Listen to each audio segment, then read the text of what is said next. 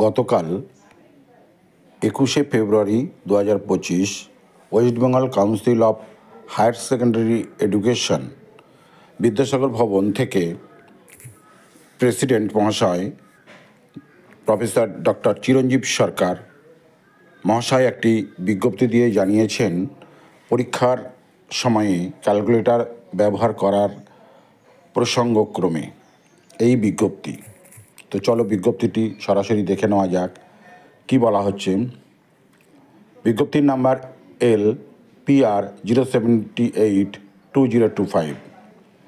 Attention, all head of the institutions affiliated to West Bengal Council of Higher Secondary Education, teachers and students.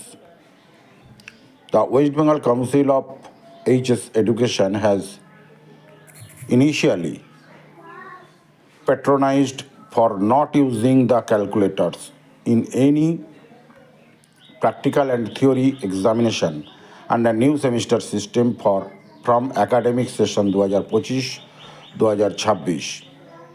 The undersigned has obtained several requests from different stockholders in support of allowing the calculators specially in practical examination. অর্থাৎ উচ্চ মাধ্যমিক শিক্ষা সংসদের পক্ষ থেকে এটা জানানো হচ্ছে যে 2025-26 শিক্ষাবর্ষের এই সমস্ত পরীক্ষার সময়ে প্র্যাকটিক্যাল এবং থিওরি উভয় ক্ষেত্রেই যে সেমিস্টার সিস্টেম চালু হয়েছে তাতে কোনো রকমভাবে ক্যালকুলেটর ব্যবহার করা যাবে না। স্পেশালি কতগুলো বিষয়ের উপরে এগুলো গুরুত্ব আরোপ করা হয়েছে। তারপর বলা হচ্ছে, now after careful consideration of all aspects, the undersigned is pleased to allow the usage of calculators with normal, trigonometric, exponential and logarithmic functions only in practical examinations of class 11 and class 12 only by the concerned students examinees from academic session 2025-26। এই 25-26 শিক্ষাবর্ষে যারা উচ্চ মাধ্যমিক পরীক্ষার্থী তাদের ক্ষেত্রে অনেকেরই দাবি অনুরোধ করা হয়েছে যে তাদের ব্যবহারিক পরীক্ষায় অর্থাৎ প্র্যাকটিক্যাল পরীক্ষার ক্ষেত্রে কিছু কিছু ক্ষেত্রে সমস্যা থাকার কারণে তাদের এই ব্যবহার করার অনুমতি প্রদান করা হোক, এবং সেটাই করতে অনুমতি দেওয়া হচ্ছে শুধুমাত্র পুরনো শিক্ষাবর্ষের যে সমস্ত ছাত্রছাত্রী এবছর উচ্চ মাধ্যমিক পরীক্ষা দিচ্ছে তাদের ক্ষেত্রেই।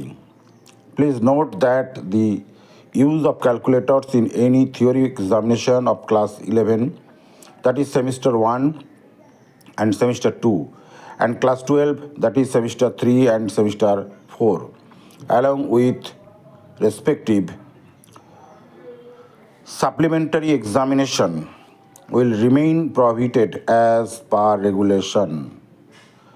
অর্থাৎ যারা সেমিস্টার ভিত্তিক সিস্টেমে পরীক্ষা দিচ্ছে এবছরে একাদশ শ্রেণীর সেকেন্ড সেমিস্টার,